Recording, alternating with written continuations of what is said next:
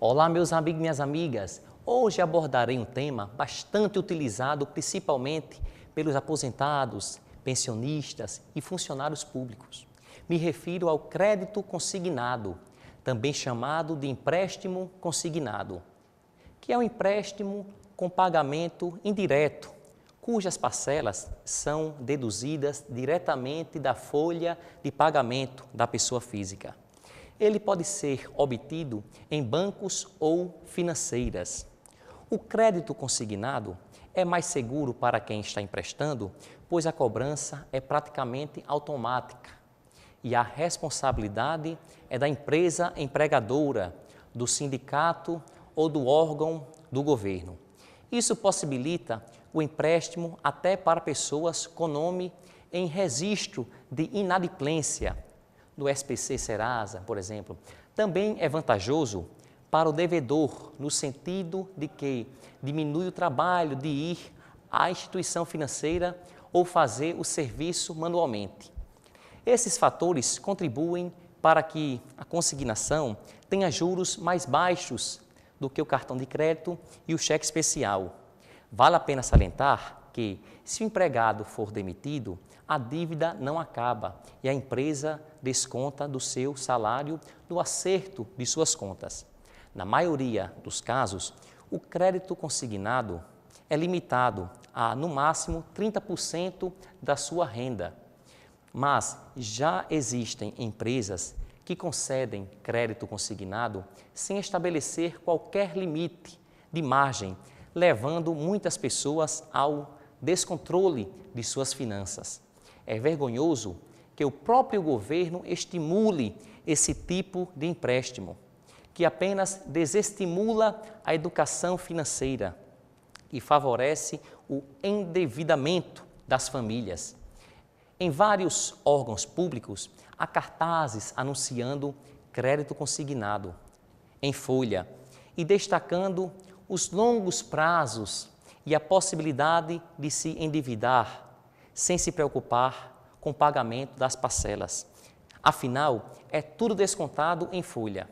E o pior, em alguns órgãos, os próprios servidores, novamente, por falta de educação financeira, pressionam suas chefias para afrouxar as regras, alimentando os limites de consignação e os prazos de pagamento.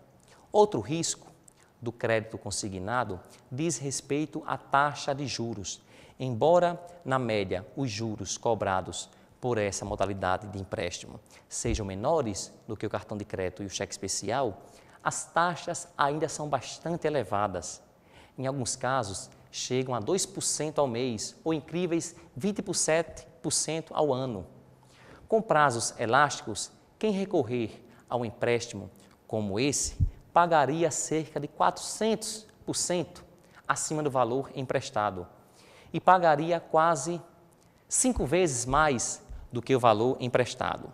Na minha opinião, se você fez um empréstimo dessa natureza e se encontra com dificuldades financeiras, tem uma saída.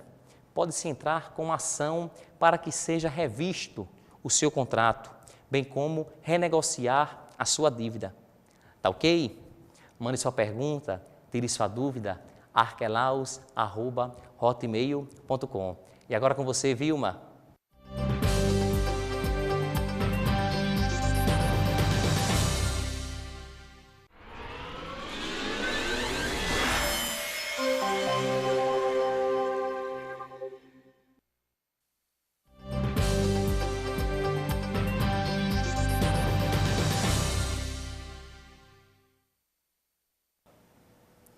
Olá, Vilma! Olá, meus amigos e minhas amigas que estão nos assistindo.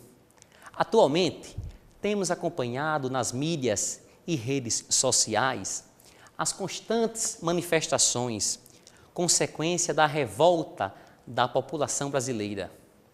Então, recebi, através do nosso e-mail, uma pergunta de uma amiga telespectadora sobre o que é a reforma política que tanto se falam, bem como o que realmente querem os manifestantes. Então vejamos, a reforma política é uma mudança no sistema político atual, ou seja, uma mudança no quadro político do Brasil, para que com isso possa trazer uma resposta à população que tanto protesta contra o alto índice de corrupção. Dentre os principais itens de uma potencial reforma política estão restrições ao financiamento público de campanhas, ou seja, acabaria com o atual sistema misto, formado por recursos públicos e privados. Fim das coligações, porém permitindo que partidos façam federações partidárias que durariam no mínimo 4 anos. Coincidência temporal das eleições municipais, estaduais e federais. Ampliação da participação da sociedade na apresentação de projetos de iniciativa popular, inclusive via internet. Outros itens que poderiam fazer parte de uma reforma política são o fim de voto secreto em sessões do Congresso e o fim da aposentadoria de parlamentares. Já em relação aos manifestantes, não há uma pauta clara de reivindicações. Em suma, eles querem só o bom uso do dinheiro público para que possa melhorar a saúde, o transporte público, a educação, etc. Tá ok? Se você tiver mais alguma dúvida sobre esse ou outros assuntos, mande sua pergunta para arquelaus@hotmail.com. Tenha todos um bom fim de semana e até a próxima semana, se Deus quiser. Agora com você, Vilma.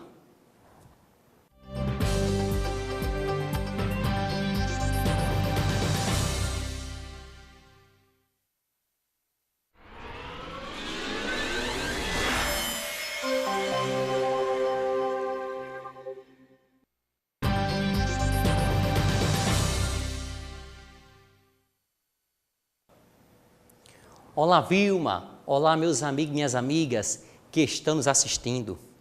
Atualmente, temos acompanhado nas mídias e redes sociais as constantes manifestações, consequência da revolta da população brasileira. Então, recebi, através do nosso e-mail, uma pergunta de uma amiga telespectadora sobre o que é a reforma política que tanto se falam, bem como o que realmente querem os manifestantes.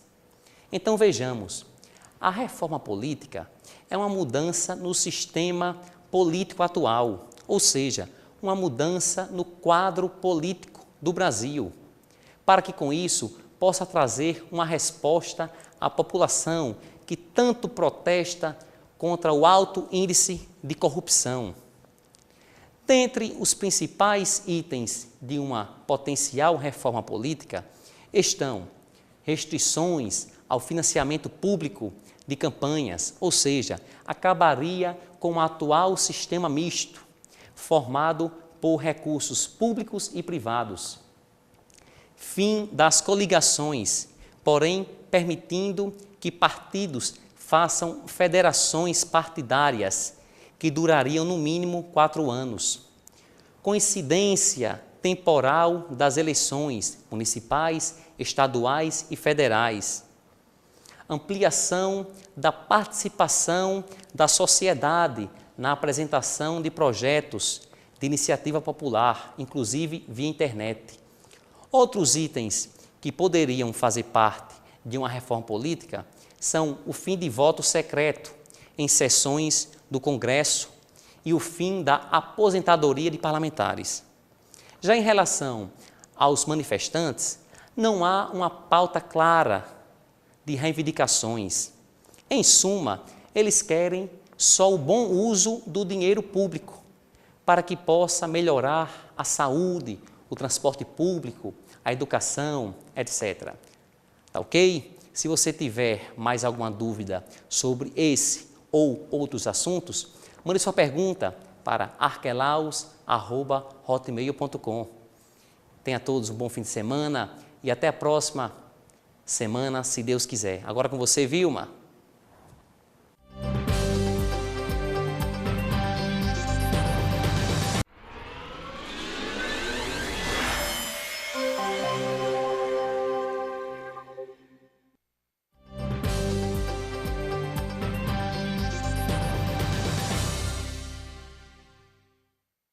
Olá, Vilma! Olá, meus amigos e minhas amigas que estão nos assistindo. Atualmente, temos acompanhado nas mídias e redes sociais as constantes manifestações, consequência da revolta da população brasileira. Eita, aqui, vamos lá, novo, porque tem um ponto ali, não cheguei ao ponto.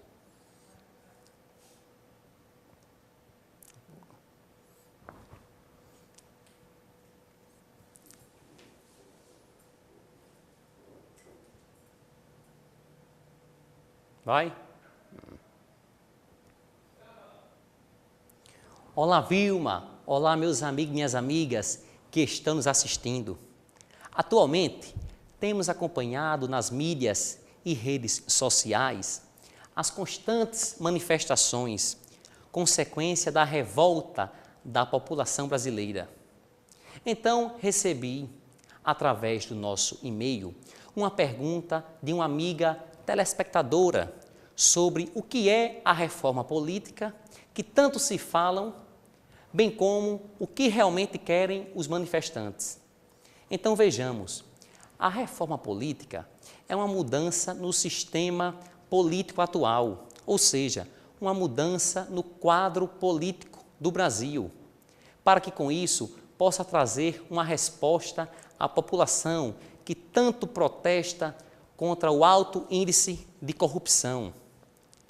Dentre os principais itens de uma potencial reforma política estão restrições ao financiamento público de campanhas, ou seja, acabaria com o atual sistema misto, formado por recursos públicos e privados. Fim das coligações, porém permitindo que partidos façam federações partidárias que durariam no mínimo 4 anos. Coincidência temporal das eleições municipais, estaduais e federais. Ampliação da participação da sociedade na apresentação de projetos de iniciativa popular, inclusive via internet. Outros itens que poderiam fazer parte de uma reforma política são o fim de voto secreto em sessões do Congresso e o fim da aposentadoria de parlamentares. Já em relação aos manifestantes, não há uma pauta clara de reivindicações. Em suma, eles querem só o bom uso do dinheiro público para que possa melhorar a saúde, o transporte público, a educação, etc. Tá ok? Se você tiver mais alguma dúvida sobre esse ou outros assuntos, mande sua pergunta para arquelaus@hotmail.com. Tenha todos um bom fim de semana e até a próxima semana, se Deus quiser. Agora com você, Vilma.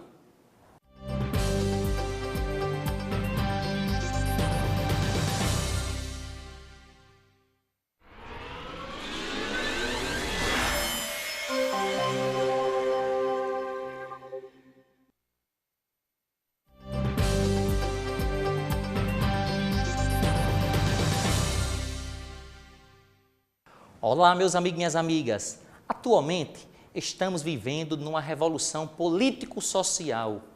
Não é nenhuma situação de depressão econômica, desemprego e cortes de benefícios sociais. Nem é uma ditadura, como o movimento em alguns países árabes. Segundo especialistas, o movimento não tem nada a ver com inflação, não tem nada a ver com PIB pequeno, ou coisas desse tipo. É uma revolta política, claramente política. A reivindicação de diminuição de tarifas de ônibus em diversas cidades foi apenas o estopim para essas manifestações. A rejeição à elite política e aos gestores públicos brasileiros, causada por fatores que vão desde as más condições do transporte público ao modo como grandes eventos estão sendo organizados no país, passando por escândalos políticos, como o Mensalão, que foi um grande exemplo da falta da punibilidade. Cadê a Operação Impacto? Escândalo recente dos nossos vereadores aqui em Natal, mais de 5 anos e a falta de punição está aí. Todavia, eu vou me aprofundar apenas em relação aos seus direitos e deveres durante esse tipo de movimento que está ocorrendo atualmente no Brasil. Primeiramente, vivemos num país democrático, onde a livre manifestação é um direito de qualquer e todo cidadão. A manifestação de forma pacífica, moderada, é sim permitida. O que não pode ocorrer é a manifestação de forma violenta, baderneira. Durante um protesto, a primeira e mais importante regra é não tornar a situação pior. Ao ferir o direito alheio, você fica mais exposto a ter seus direitos feridos. Por isso, evite qualquer confronto com a polícia e, se possível, mantenha a distância. Mas nem sempre é possível manter a distância. Por isso, você precisa saber desses temas que eu vou falar agora. Não xingue ou afronte o policial, ou você será preso por desacato. Não desobedeça a uma ordem legal do policial, ou você poderá ser preso por desobediência. Nem sempre está claro o que é uma ordem legal. Na dúvida, é melhor obedecer. E se depois ficar claro que a ordem que ele deu era ilegal, pode processá-lo por abuso de autoridade. O policial tem a obrigação de prendê-lo se você estiver cometendo algum delito, como pichar prédio, depredar propriedade pública ou particular, xingar alguém, causar pânico, agredir alguém, carregar arma ou portar drogas. É a chamada prisão em flagrante. Aliás, qualquer pessoa poderá prendê-lo nessas circunstâncias. Ao tentar resistir a essa prisão, você estará cometendo um outro crime, que é a resistência. Então, vale a pena salientar que é sempre bom levar consigo algum documento de identificação, tá certo?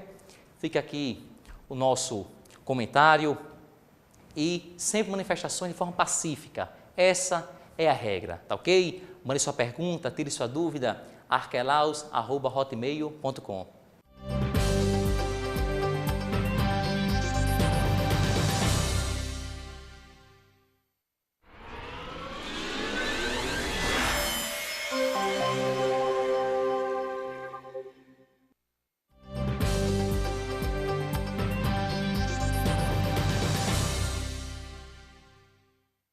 Olá, meus amigos e minhas amigas. Um alerta aos que acham que as redes sociais são utilizadas apenas como uma forma divertida de compartilhar arquivos, pensamentos, opiniões e expressões. Hoje, seu uso vai além do divertimento. Empresas utilizam as redes para colher informações de candidatos a vagas de emprego e até como base para fundamentação jurídica em litígios familiares. Pois bem, em Belém do Pará, na última sexta-feira, dia 31 de maio deste ano, o juiz Antônio Nicolau Barbosa Sobrinho, da 2ª Vara de Família, reconheceu a união estável de um casal, tomando como referência o status da rede social, o Facebook, assumido publicamente por ambos como um relacionamento sério. Uma jovem procurou a justiça para requerer pensão alimentícia e a divisão de bens após o término de um namoro de quase 2 anos. Por assumirem publicamente em ambos perfis sociais que mantinham um relacionamento sério, com fotos e postagens públicas que corroboravam o relacionamento, o juiz reconheceu a união estável do casal e fixou pensão alimentícia, bem como a divisão do valor de um veículo adquirido após o início do relacionamento. A união estável é um instituto jurídico que estabelece legalmente a convivência entre 2 pessoas, sem que seja necessária a celebração do casamento civil. É reconhecida como entidade familiar a união estável entre o homem e a mulher, configurada na convivência pública, contínua e duradoura, e estabelecida com o objetivo de constituição de família. O juiz ainda orienta aos jovens casais que só se declarem em relacionamento sério apenas no caso de existir real desejo de constituição familiar. Imagine você, a que ponto chegamos? Um absurdo. Quer dizer que ninguém pode mais colocar relacionamento sério nas redes sociais, que pressupõem que estar em união estável, é assim? Ou entendi errado? Na minha opinião, essa decisão vai influenciar muita gente a entrar com esse tipo de ação. Porém, muito cuidado, pois para que seja reconhecida a união estável do casal, tem que ter bastante prova documental, testemunhal em relação ao casal. Tá ok? Mande sua pergunta, tire sua dúvida, arquelaus@hotmail.com. E até a próxima sexta-feira, se Deus quiser. Agora com você, Vilma.